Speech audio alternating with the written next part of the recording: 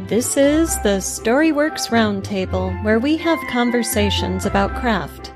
Because becoming a successful author begins with writing a great story. Hello and welcome to this week's Storyworks Roundtable. Today, Robert, Kathryn, and I are tackling the topic of subtext. So, what is subtext? It's everything beneath the text. It's all the stuff that isn't written for the reader, but is communicated nonetheless. So it is what is not said. It is what is read between the lines. It might come through in body language and gestures. If you're looking at a character, it might come through in setting elements or tropes. But, as I was thinking about subtext and looking for examples, I came to the personal conclusion that it's what really makes a story great. It's the meaning you take away from a story that you shape from the experience of reading it, the significance of the story. So, and I do have an example for us, but before we dive into the example, I'm going to see if you two want to bat the topic around a bit. Go on, Kathryn, you go first this time. Okay. I agree with you, Alida. I think that the subtext is highly important in terms of the way that you end with the story, right? So at the end of the story, what isn't said, but what is conveyed, that's what's going to sit with you. And so if somebody's trying to deal with theme or something that's supposed to touch your emotions or your heart, I think subtext is the most powerful way to do it. Coming at it directly doesn't allow the reader time to think or process it in their own way. And I think we all have our own interpretation of subtext, right? Based on our own history, with that topic, whatever they're trying to convey. So it's more powerful if you don't try and define it specifically, but allow it to filter through the reader's own experience, I think. Yeah, I would agree with that. Definitely. Because it's, when you are reading a story, your imagination is engaged. No matter how well things are described, no matter how much an author can show you in that text, you are still doing work on your part in your own mind and, discovering and interpreting that subtext is part of what you do as a reader that is so pleasurable. Yeah, I think that's why I have difficulty untangling it as a craft specifically, because it's one of those that stupid quote, I can't define it, but I know what it is when I see it, Right.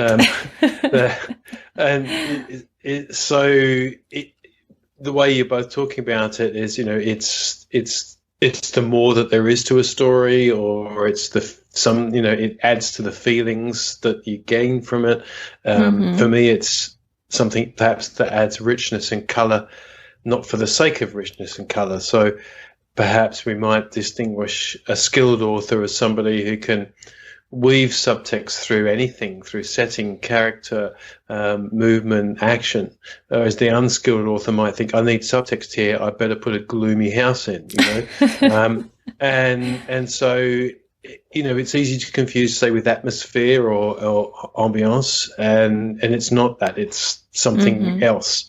And to me, it's to do with humans and how we go about the world, what we inadvertently communicate. So I think great students of unconscious communication will more easily naturally write subtext into their stories, because they won't be so concerned about plot, but they'll be concerned about being real and lifelike, perhaps, or we talk about relatable characters. I think that's probably a good example of a story where no doubt the author has plenty of subtext in there, because it's hard to be relatable if there's just, a shallow level at the surface level.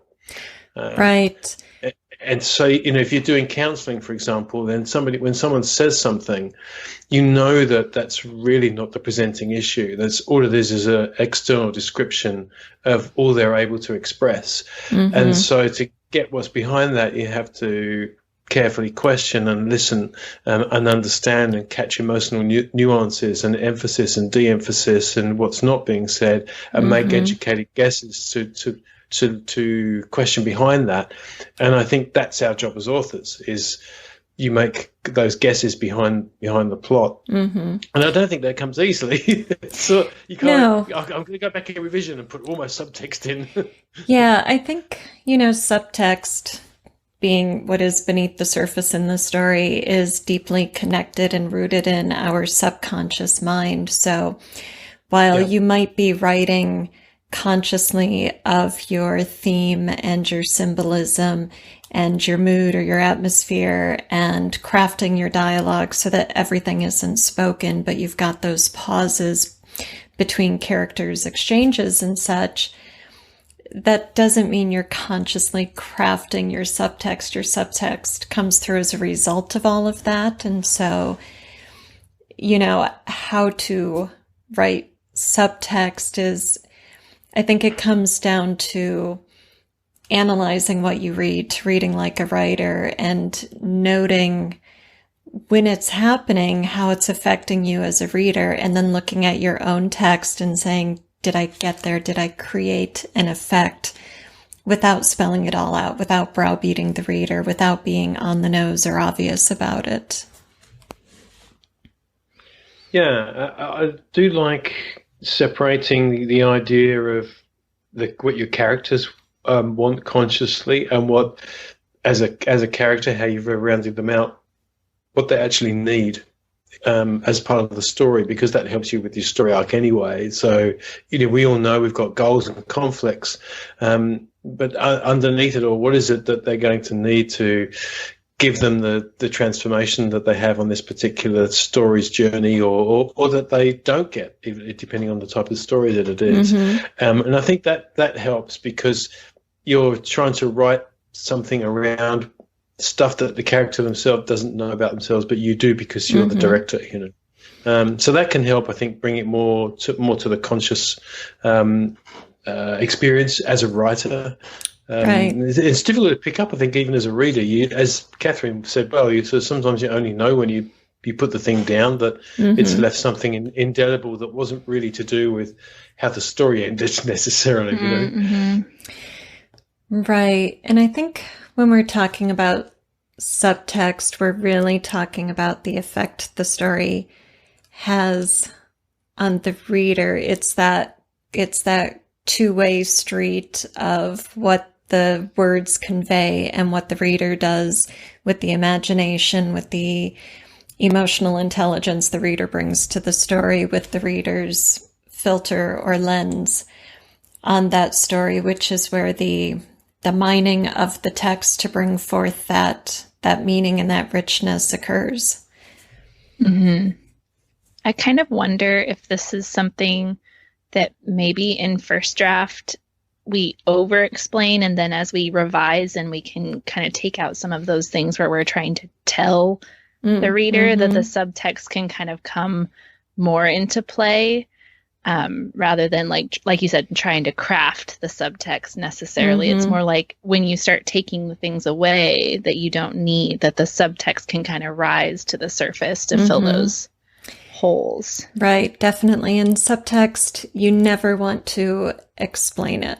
This is a mistake I see a lot in manuscripts, where writers will do something like have a beautiful image or a beautiful metaphor, and then, or, exchange in dialogue or a gesture a character makes, whatever it is. But then they continue the paragraph for 2 or 3 more sentences and explain what just happened there. And it's like, that moment. Right, you just destroyed your subtext. Yeah, it was there. Don't explain it. Don't get out the hammer. It's no longer sub. Yes. It's service. Yeah. So if you have to explain it, it's not subtext. Right. That's probably the guiding. I mean, it's not necessarily a truth, but it's a guiding principle, maybe. Because I was thinking, as you said that, Kathryn, about it's about taking things away. I think it's brilliant, because if you maybe an easier way to see subtexting in action is from really well crafted and famous short stories that work, because when you've got say 2 to 12,000 words to convey something in, you don't have a lot of time to get the richness in there, and so the temptation is to just cram your plot in.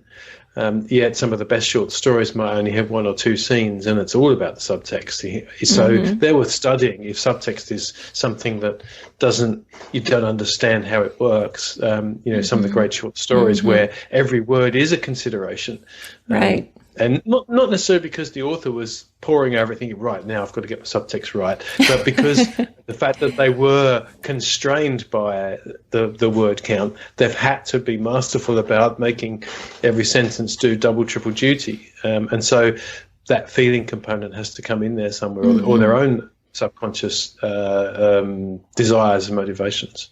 Yeah, absolutely. And I think looking at short stories, another benefit there is that they are not plot driven. They tend to turn on a moment, on a hinge, instead of having an arc. And so the meaning that you're created isn't coming through this evolution that takes hundreds of pages. It's coming through this very tight, compacted space. And so it's also more time efficient to unpack. Speaking of classic short stories, why don't we take a peek at an example? Let's see. I will share my screen. There we go.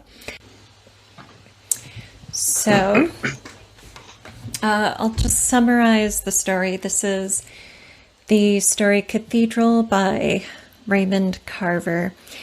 And we're just going to look at the end moment of the story. So the narrator is never named. It's in the first person. And the gist of the story is his wife has a friend who's a blind man who has come to town and arranged to come over for dinner to visit the narrator's wife and him. And the narrator isn't crazy about the idea of having this blind man in his house. He doesn't really explain why. We just get that it makes him uncomfortable. And there's a sense that he's a little jealous of this blind man because the wife worked for him before he and the wife met. The blind man is named Robert. And the wife and Robert exchanged letters via audio cassette over the years. And so the blind man turns up and the narrator asks him where he sat on the train. And, dinner is the wife and Robert catching up. And the narrator, you get a sense it's kind of awkward. And then the wife makes up a bed for Robert and comes back downstairs and falls asleep on the couch. And the men have the TV on and they're watching a show about cathedrals. And then the narrator asks Robert, do you know what a cathedral looks like? And Robert says no, just what he heard on the TV. The narrator tries to describe one and can't. And so Robert says, why don't you go get some heavy paper and a pen? Which the narrator does. And now we'll read the end of the story. The blind man got down from the sofa and sat next to me on the carpet.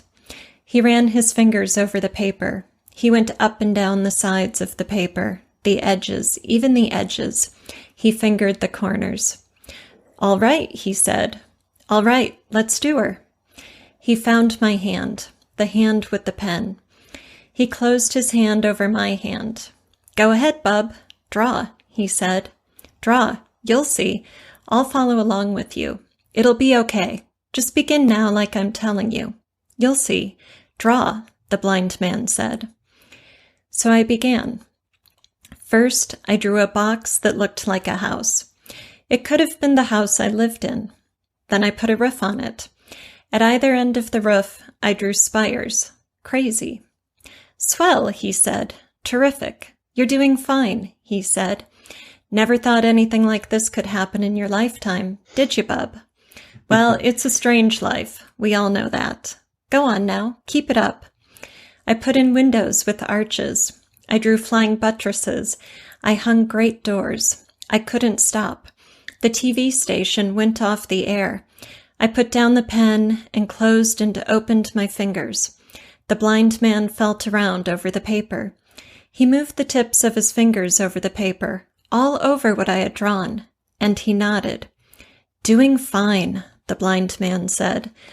I took up the pen again, and he found my hand. I kept at it. I'm no artist, but I kept drawing just the same. My wife opened up her eyes and gazed at us. She sat up on the sofa, her robe hanging open. She said, "What are you doing? Tell me, I want to know." I didn't answer her. The blind man said, "We're drawing a cathedral. Me and him are working on it." "Press hard," he said to me. "That's right. That's good," he said. "Sure, you got it, bub, I can tell.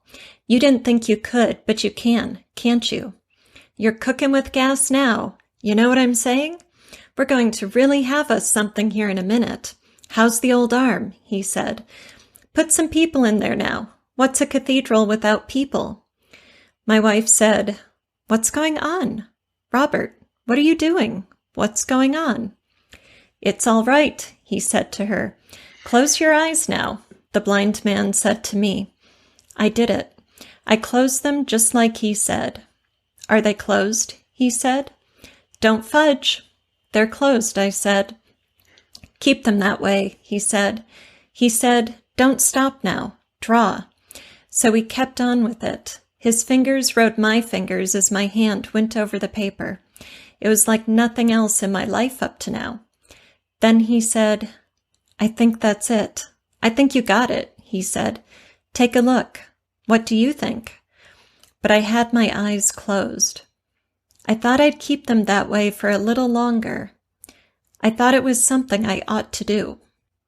"Well," he said, "are you looking?" My eyes were still closed. I was in my house. I knew that. But I didn't feel like I was inside anything. "It's really something," I said.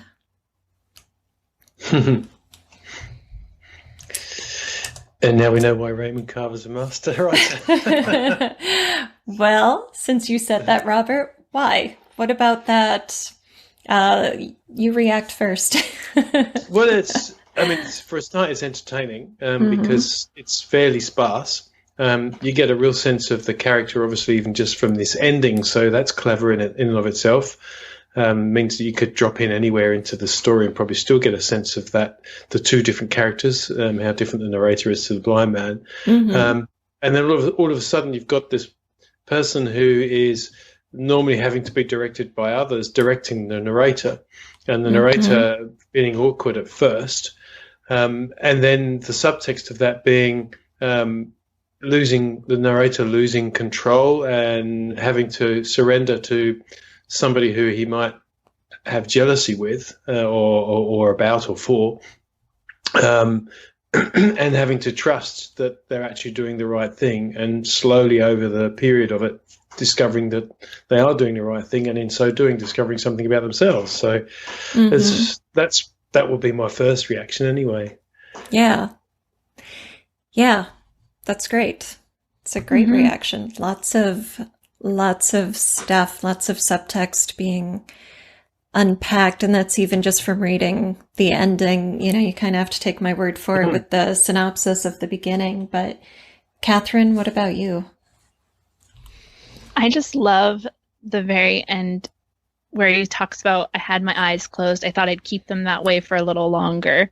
I thought it was something I ought to do." And the fact that he's been drawing a cathedral, they don't have to say that this is a sacred moment for him, that he's discovering something, outside of himself that is bigger than himself. It's all subtext, but he's got that "I ought to do this" moment, and it's really powerful. Mm-hmm. And Yeah, they that's don't a have good to point. spell it out. That's a good Yeah. point. It wasn't a TV show about bicycles, you know. Exactly. Yeah. Yep. Nothing is for nothing in our fiction. Yeah. And another element we can unpack is that he had this sort of grudge against the blind man for having a relationship with his wife before he did. So even though he never says it, you get it through the attitude in the story up until the section that we read. And then the wife isn't upstairs in bed. She's on the couch. When she wakes up, she asks them both what's going on. First the husband, and he didn't answer. And then Robert, what's going on? And Robert says, close your eyes. Well, he says that to the narrator, but he tells the wife, nothing, it's fine. It'll be all right. So like the dynamic has shifted of connection, who's connected to whom, and what is the meaningful relationship in those the threesome, the three of them, the three characters in the story that completely reverses once the two men start drawing. And her robe is open. Yeah. So the blind man can't see that, but the husband can. So yeah, right. It takes it from being the wife and the blind man, or the wife and Robert, right? Because she has that personal connection to him, to being also the friend of the husband. So like he's become a part of the larger group, and it doesn't have to say that at all. I mean, and they're excluding the wife in that moment, but you get the sense that the blind man has now become part of the narrator's world as much as he is a part of the wife's world. So yeah, and it didn't take years of audio cassettes exchanged either. So in a moment they're holding hands, and so that's really, really clever. And it's not just, hey, try and trace this for me, and I'll follow. I'll put my hand on the lumps after. It's no, we got to hold hands while you do this. It's extremely uncomfortable, but there they are sharing an intimate moment, as you say. Yeah, and that's how often do men hold hands with each other? Extremely rare. Right. And it's significant that it's a moment of touch. It's not a conversational connection. It's not intellectual. It's not even emotional. It becomes emotional, but it's about touch. It's physical contact. And you never see the husband and the wife act in an intimate way in the story. They don't refer to each other as honey. They don't kiss each other's cheek or touch each other's shoulders or anything. It's all this narrator kind of observing the wife's blind man friend arriving for dinner and their conversation around the dinner table and such. And so this moment of connection is really the only moment of connection. Intimate moment in the story. Yeah. Right. Yeah, and that's significant too. That is clever. Yeah, and he's the blind man takes the lead the whole time and provides all this reassurance and guidance, and says nothing about the touching of the hands. Just says it'll be okay. You're doing fine. Great job. It's like someone leading a child into and maybe in a way, it's that with the end of it was really something that this person who has been judgmental is now seeing what it's like, or unseeing what it's like, I guess, to use a visual metaphor, understanding what it's like to be in a world without vision. Yeah. Very clever. Yeah.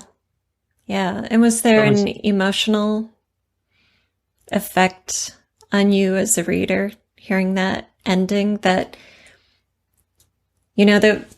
had to come from the subtext, that didn't just come from the act of two men doodling a cathedral on a piece of paper together? The sense that I got was humility.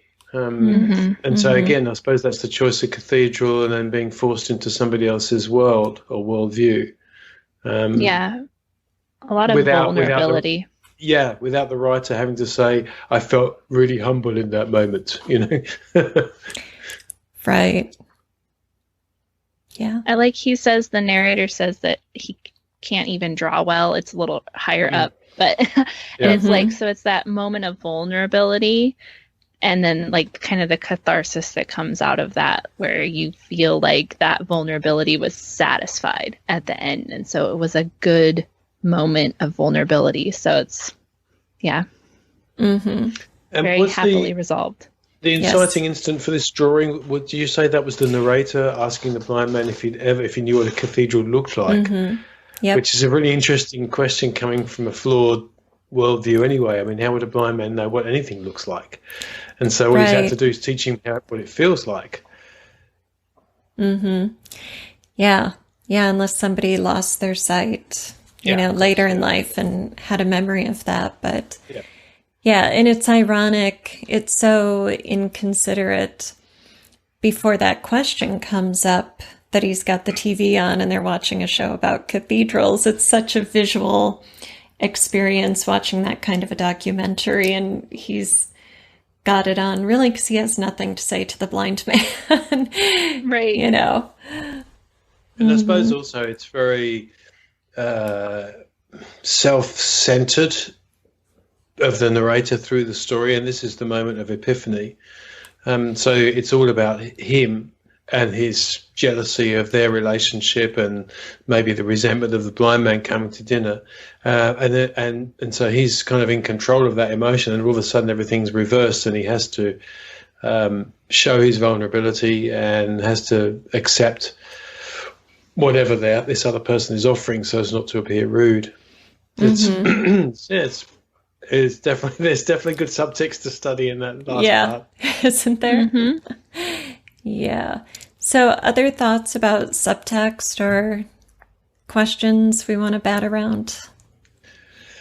I think it's such a hard thing to tell people to write in, that it's one of those things that comes with study of masterworks and continuing to write, really, and not being overly fussed with it in your first draft.